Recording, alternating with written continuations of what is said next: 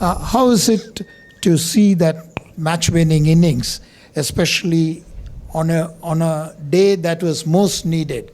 And how do you describe that from Sanju? He's a world-class player. We all know that how good a player Sanju is, and it was all about backing him. And then when the team needed him the most, obviously today was a day where he probably showed his true potential as well. And hopefully, this is a time for him to kick off, and probably 2 more games to go. Hopefully. Yeah, Gautam, congratulations on the win. Thank you. A big part of the victory was set up by how your team kept Shea Hope quiet in the power play and the first innings. Less than 100 strike rate.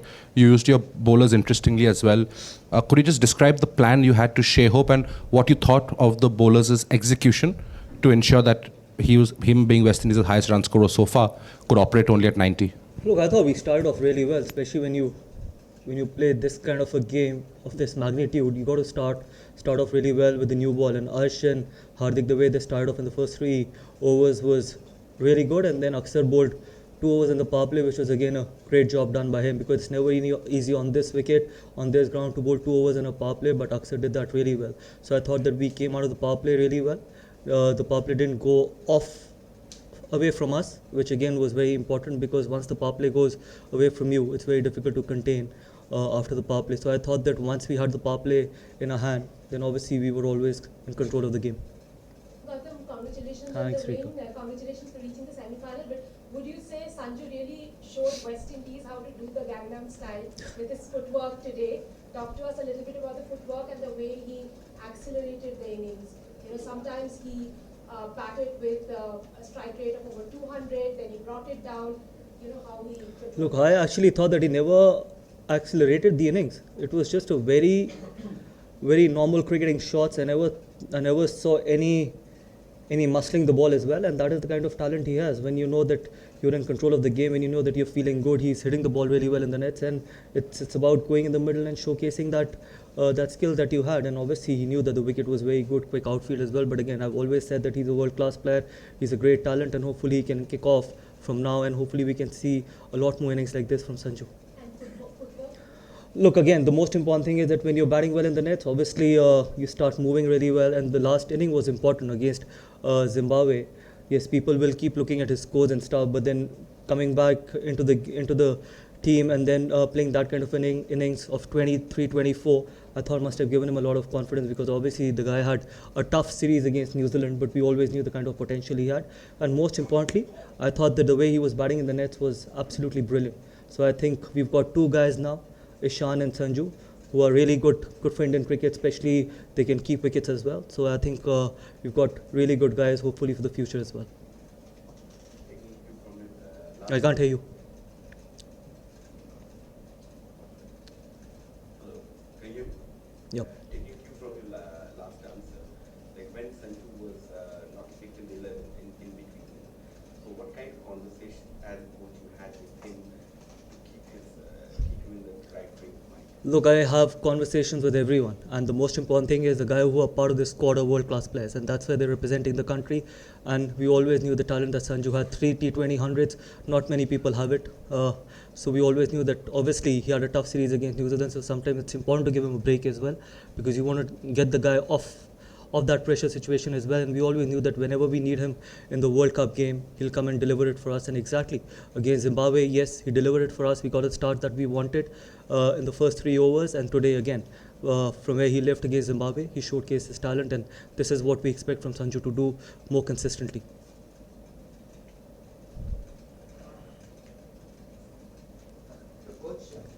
Yeah, that's okay. No worries. Yeah, Coach, we have seen you have a lot of conversations like with different players, be it Abhishek, Tilak, Sanju here.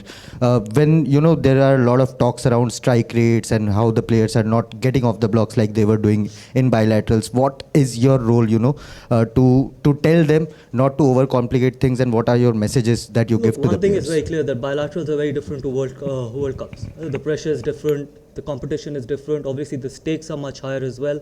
Bilaterals, you've got the time to make a comeback, but in World Cups, you don't have a time to make a comeback. And more importantly, yes, people can talk about it that they expect us to play the same brand of cricket what we've played in the bilaterals as well. But you can imagine the pressure the boys go through. Especially most of the games are must-win games as well, and sometimes wickets can be tricky as well. During the bilaterals, there were a lot of dew in the second innings as well, but we didn't see a lot of dew during this World Cup campaign.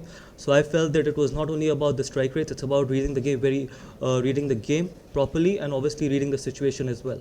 And that is something that is going to be important, and the guys did that really well. Even today, you saw they're chasing 130, 195. We never felt that we were out of the game. Never ever did we felt in 20 overs that the chase was away from us. So the guys kept in control. Yes, there were times in bilaterals where we could chase the target in 16, 17 overs, but this is World Cup, and the pressure is different, and the quality is different as well. Hi, Coach. Congratulations on Thank you. order, of course. But I want to know, 196 is a target that doesn't get chased very often in the T20 World Cup. In fact, this was India's highest successful chase in this competition. Firstly, what are the sort of conversations you had in the mid-innings? And throughout this competition, we've seen that there's no dearth of belief in the team. So how do you inculcate that in the squad? Look, the best part is that I've played a lot of games at Eden Gardens. I've seen a lot of games at Eden Gardens as well. And obviously, it's a great chasing ground. And we always knew that it's probably the quickest outfield in the world at the moment. And so chase is never out of control. Till you have wickets in hand, you can chase anything on this ground. We saw that in the IPL as well, where 260, 270 were getting chased as well. So we knew that if we can have wickets in hand, we were always under control. And again, I thought the partnerships are important, irrespective of how the format is, which format we are playing. That partnership between Sanju and Surya obviously settled the nerves as well. So I thought those small partnerships can make a massive role, and someone had to break the game. So Tilak broke the game for us in the middle with with that cameo, and then Sanju batted till the end. So I thought that it was a very clinical run chase. Gautam, India have used Bumrah differently in the tournament, sometimes in the power play, sometimes not in the power play. Today you had 3 overs for him in the second half of the innings. Is that dependent on the surface, the opposition rhythm? How do you go about planning that? I think it's more to do with the opposition, that where the firepower lies. Especially we knew that West Indies has got a lot of firepower in the middle with Hetmeyer, Rovman and Sherfane. And we know that those guys are quality players. Those guys can take the game away from us. So we always knew that we needed someone like Bumrah in the middle to bowl at them. And I thought Hardik did a really good job, because sometimes bowling against these guys on this kind of a wicket, your fifth bowler actually can always be under pressure. Hardik and Aksar, I thought, controlled the game for us, because those 8 overs were very crucial. We knew that Arsh, Bumrah and Varun were always about to bowl their 4 overs. So I thought that for me today, I think the most important thing was how Hardik and how Aksar bowled. Yes, we can keep talking about other 3 bowlers, but that's the reason why we felt that Bumrah was important in the middle. So every time we have a big over, we can go back to Bumrah and try and control the game, because you don't want in a T20 game 2 back-to-back big overs as well. So that can take the game away from you. So for me, I think Bumrah is a banker, and we'll continue to use him in different ways. Coach, in these high-pressure games, nerves can play a part, irrespective of how experienced a player is. But Sanju never looked like he was, overawed by the occasion. Is that just down to mental strength? I think it's down to experience as well, and mental strength as well. Come the big games, come the knockout games, come the World Cups, it's all about mental, it's not about skill. You don't change skill in literally 1 week or 2 days or 3 days. It's about how much can you absorb the pressure. And I've always believed in one thing: the guys who absorb the pressure the best will have the best chance to win this competition. So I think today was a great sign that we were able to absorb the pressure. As I said, that 195 on any wicket on any ground is never easy in a crunch game, in a must-win game. So I felt that I think absorbing the pressure was the key. Gautam, in these big tournaments, they often say that peaking at the right time. After the South Africa defeat, India has had 2 big wins against Zimbabwe and against West Indies, heading into semi-finals and potentially a final. So do you think that with all the pieces falling together nicely, the team is really picking well? Look, I don't believe in all this peaking at the right time. You got to win every game that you represent your country, as simple as it can get. There is nothing sort of peaking at the right time. It's a short tournament. It's a tournament that comes and goes very quickly. So you got to try and play your A game every time. And it's a format like that where you can't take any opposition for granted. So for me, I think all this peaking at the right time, I don't believe in. We turn up playing for the country. We represent 140 crore Indians. So we want to turn up and win each and every game possible. Coach, tactically, if you could just talk about how things unfold in the dugout, because even today we saw a lot of messages going around. You had a discussion with Hardik the over before he got Rutherford out, and he signaled to you after getting that wicket. So clearly he was operating to a plan. And the entry points of batters, because you have 8 batters who can bat in any and every situation. So how do you as a coaching unit in consultation with Surya kind of take those calls on when to introduce a batter or to use your bowling? Because you use Varun differently, Bumrah was used differently. So is it more instinct driven, or do you rely on a lot on data and videos to take those calls? I don't believe in data, honestly. I've never seen a data. I don't even know what data is all about. I absolutely do not believe in it, because I feel it's more about instinct. T20 cricket is about instinct and backing your instinct as well. Whatever knowledge I have about the game and T20 format, I try and probably give it to the captain, try and help him out as much as I can, but ultimately it's the captain that takes the final call. But data and all, I don't believe, honestly, because it's very overrated.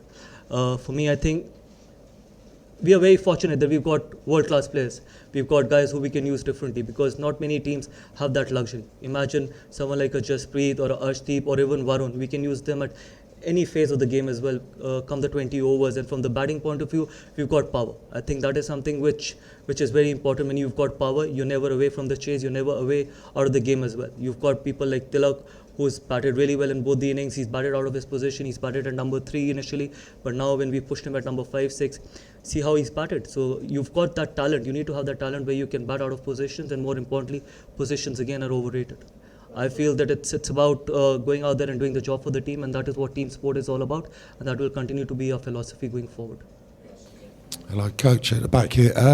Could I ask your thoughts on now going to Mumbai and facing England in the semi-final? What are the challenges there? Look, they're a world-class team, they're a quality team, they've got a lot of quality players as well, and we all know that Wankhede is a tough venue, and hopefully I think we can turn up and see that again, another opportunity to do something special for the team, for the country as well, and hopefully we play our best game as well. That is going to be very important, and hopefully we can keep ticking all the boxes, which is going to be important, because we will need a special effort to beat a quality side like England. Coach, congratulations on a splendid victory. You spoke about Akshar, you spoke about Varun, but those 2 boundaries from Shivam Dube changed the course of the match. Is the recipe of your success dependent on contributions from everybody? You have created a system where everybody contributes in a little way, and that combines to create a delicious dish. Look, glad you're talking about every contribution, because for too many years we've only spoken about certain contributions. This is a team sport, and this will always remain a team sport. For me, I think Shivam's those 2 boundaries are as important as Sanju's 90, because if he wouldn't have been able to hit those 2 boundaries, probably that 95 you wouldn't have even spoken about. So it's not only about 95, yes, he played a special inning, but those small contributions actually helps you win games as well. The big contribution makes headlines. The small contribution, that can help the team win across that line is going to be very important, and that's why I say that this is going to be the philosophy going forward till I'm there. Thank you.